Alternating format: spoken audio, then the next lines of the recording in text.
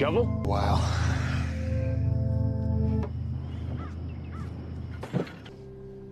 I told her not to scream.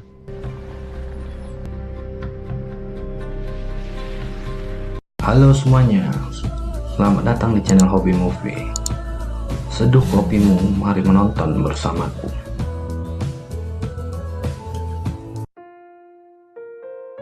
Film ini diangkat dari kisah nyata yang dialami seorang wanita yang diculik selama 7 tahun. Kejadian ini berlangsung dari tahun 1977 sampai 1984. Film ini berjudul Girl in the Box. Wanita ini dimasukkan ke dalam sebuah peti kayu dan dia dikeluarkan dari peti itu hanya untuk dicambuk. Hari demi hari dijalaninya dengan tekanan yang luar biasa. Dia mengalami cuci otak, di mana penculik tersebut mengintimidasinya agar patuh dan menjadikan dirinya seorang budak. Lanjut guys. Di awal film, kita diperlihatkan seorang wanita di tepi jalan yang meminta tumpangan kepada mobil yang lewat. Wanita ini bernama Colin Stan. Dia ingin mengunjungi temannya yang sedang berulang tahun. Dia pun melihat mobil putih dan segera menyetopnya. Mobil itu dikendarai sepasang suami istri yang bernama Cameron Hawker dan istrinya Janice. Dia pun dipersilahkan pria tersebut untuk menumpang karena mereka ke arah yang sama. Sepanjang jalan mereka mengobrol dan saling berkenalan. Lalu tak lama mobil itu singgah untuk mengisi bensin dan Colin pun turun. Di dalam pom bensin tersebut, perasaannya sudah tidak enak, namun dia tak mengerti apa yang dia rasakan. Kemudian mereka bertiga pun melanjutkan perjalanan. Di tengah jalan, Cameron mengatakan kepada Colin agar mereka singgah sebentar untuk melihat gua es yang berada di sekitar. Colin pun mengikuti apa katanya. Sesampainya di sana, dia menanyakan di mana gua yang dimaksud, dan tiba-tiba, And put your hands above your head. Colin pun dimasukkan ke dalam mobil dan disekap dalam sebuah kotak. Wanita ini pun dibawa ke rumah mereka dengan posisi mata yang sudah ditutup kain dan mulut yang disumpal. Colin dibawa turun ke ruangan bawah tanah. Cameron menyuruhnya agar naik ke atas kotak. Colin pun meminta tolong agar dirinya dilepaskan, namun tak membuat pria ini kasihan padanya. Setelah kedua tangannya diikat, dan dia pun digantung, segera Cameron memanggil istrinya.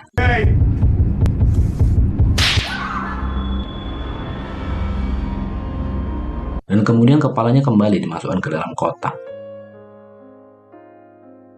Janice, istrinya Cameron, tidak setuju dengan apa yang dilakukan suaminya. Dia khawatir jika Colin melapor ke polisi. Namun Cameron coba menenangkan istrinya dengan mengatakan beberapa hari lagi mereka akan melepaskan Colin dan menurunkannya di tepi jalan yang jauh dari tempat mereka. Lalu Cameron pun pergi bekerja seperti biasa. Janice mendengar suara tangisan Colin dari bawah dan dia pun segera mendatanginya.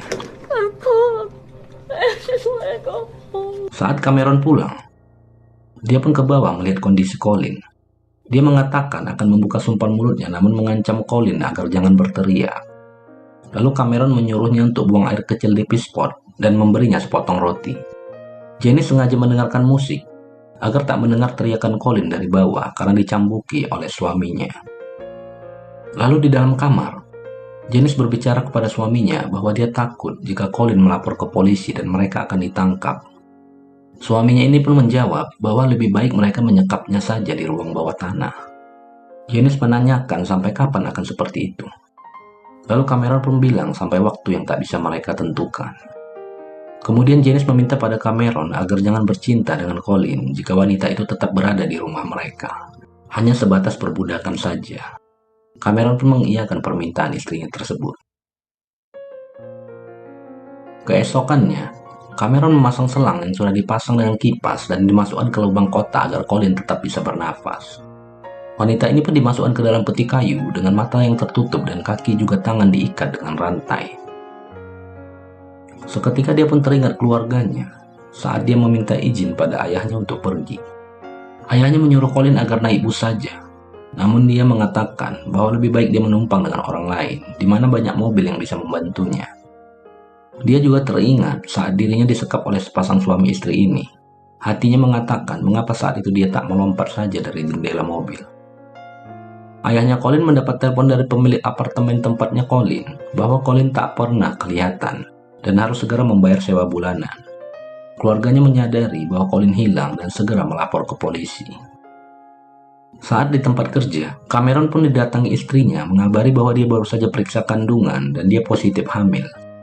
Dia meminta pada Cameron agar melepaskan Colin, karena dia tak mau nanti lahir anaknya melihat Colin di rumah mereka. Kesepakatan mereka dari awal hanya menyekap Colin sementara waktu, dan ini sudah berjalan 6 bulan. Namun Cameron tidak mau mengikuti kata istrinya. Dia menakuti istrinya, jika Colin akan melapor ke polisi, maka akan bahaya untuk anak mereka. Waktu pun berjalan 231 hari sejak penculikan. Mereka disapa oleh tetangga sebelah rumah dengan mengatakan bahwa dia akan memperbaiki tungku rumah mereka di ruang bawah tanah.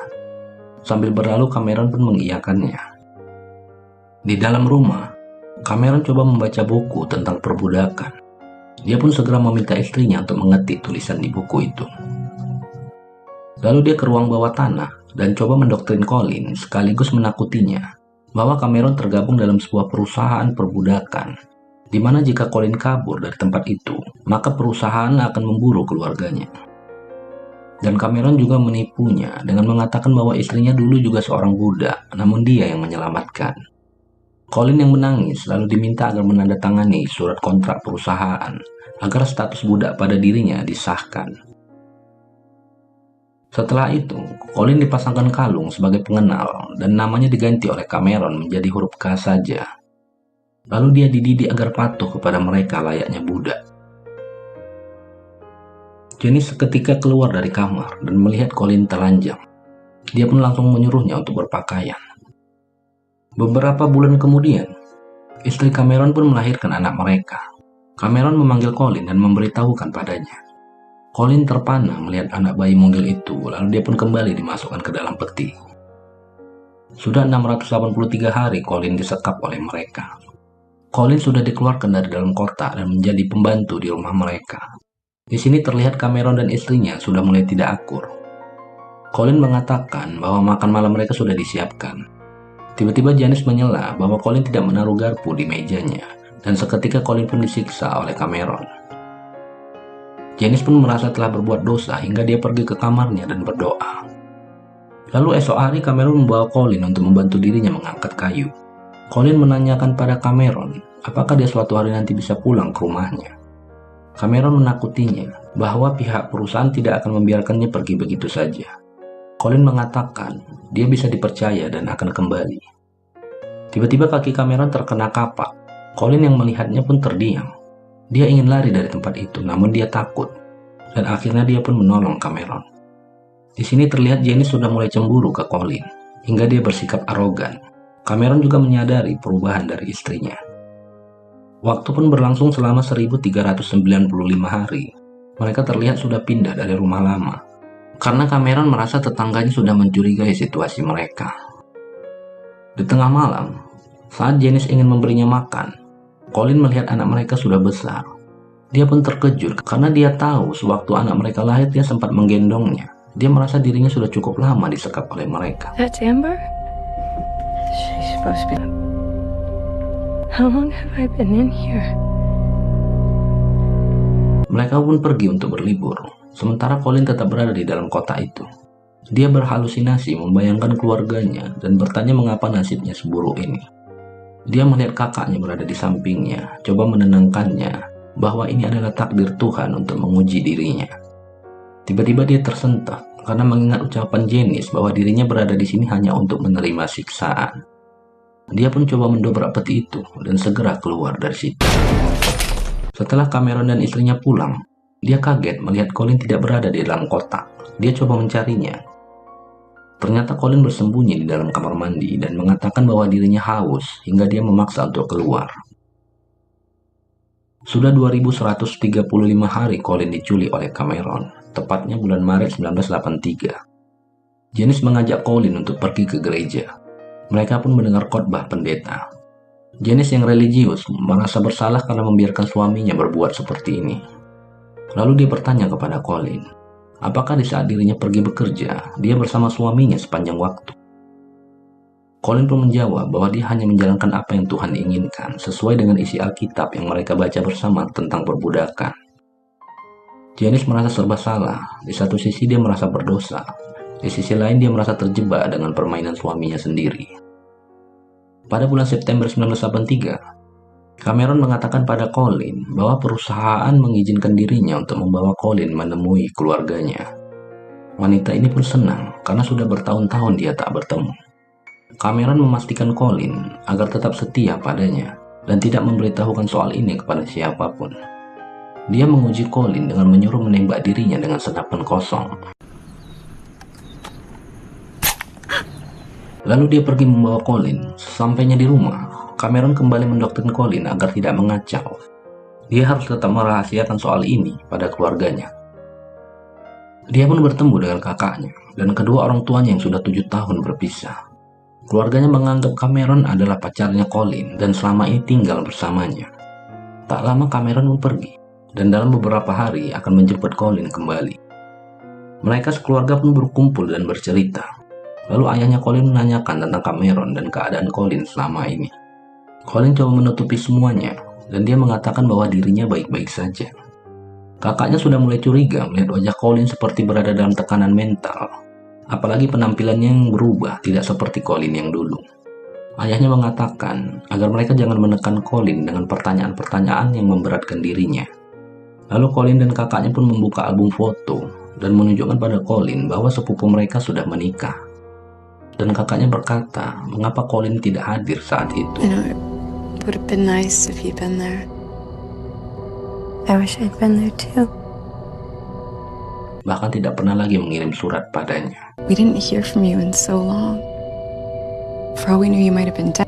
I've been busy. Oh, come on, Colleen. Too busy to write?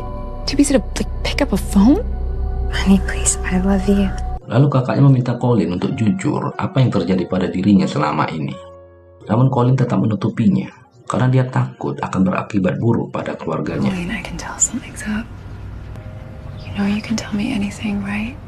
Ancaman-ancaman dan doktrin dari Cameron membuat dia frustasi dan merasa dirinya adalah seorang budak. Tiba-tiba Cameron muncul dan membawa Colin kembali.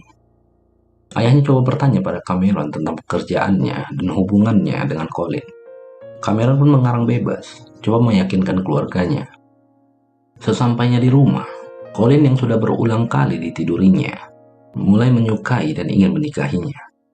Seketika istrinya pulang lebih cepat dan mendengar obrolan mereka dari luar. Janice sudah mengetahui kalau suaminya menyukai Colin. Cameron coba menyapanya, namun dijawab Janice dengan acuh tak acuh. Akhirnya Janice yang tak tahan dengan suaminya memutuskan untuk pergi ke rumah orang tuanya dan meninggalkan mereka. Cameron menanyakan pada istrinya mengapa dia pergi. Dia pun mengatakan bahwa dia sudah tak tahan dengan semua ini. Mereka pun sempat bertengkar di luar. Tell him everything. Sure, go ahead. If you do that, you can kiss Amber goodbye. At least I won't be burning in hell. Hey, you know what? Don't try and pin everything on me here. You got exactly what you wanted. You think this is what I wanted? Cameron yang kesal coba ditenangkan oleh Colin. Tiba-tiba dia menghardik Colin dengan mengatakan bahwa Colin hanya seorang budak dan dia sudah menghancurkan rumah tangganya. Seketika Colin dibawa ke dalam gudang bawah tanah dan dikurung di sana dalam keadaan telanjang. Janice yang sedang berada di dalam gereja pun menyesali perbuatannya dan menangis meminta ampun kepada Tuhan. Lalu dia segera menyelamatkan Colin. Dia menjelaskan pada Colin bahwa dulu pernah ada wanita seperti dirinya yang disekap oleh Cameron bernama Marlene. Karena wanita itu selalu berteriak, akhirnya Cameron membunuhnya dan menguburnya di dalam hutan. Seperti yang kita lihat di awal film, guys. Saat itu, Janice menyadari kesalahan suaminya, namun suaminya mengatakan bahwa ini hanyalah permainan. Lalu Janice mengantar Colin untuk naik bus. Colin pun bertanya, bukankah perusahaan nanti akan mencari dirinya? Janice menjawab bahwa itu semua adalah kebohongan. Akhirnya Colin menyadari apa yang terjadi pada dirinya selama 7 tahun, yang sudah dijadikan budak oleh Cameron, dan tentang perusahaan perbudakan yang dikatakannya itu hanyalah doktrin agar patuh kepada Cameron dan membuatnya takut untuk melarikan diri. Cameron yang sudah berada di dalam rumah mengetahui Colin telah pergi dan istrinya pun meninggalkannya. Dia pun menangis dan menyesali apa yang dilakukannya selama ini. Janice melaporkan perbuatan suaminya kepada polisi hingga Cameron mendapat hukuman 104 tahun penjara. Janice mendapat kekebalan hukum karena pengakuannya sebagai saksi atas perbuatan suaminya. Akhirnya Colin pun berkumpul kembali bersama keluarganya, tepat di tahun 1984. Film pun selesai.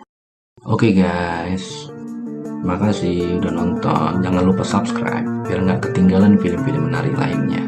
Bye.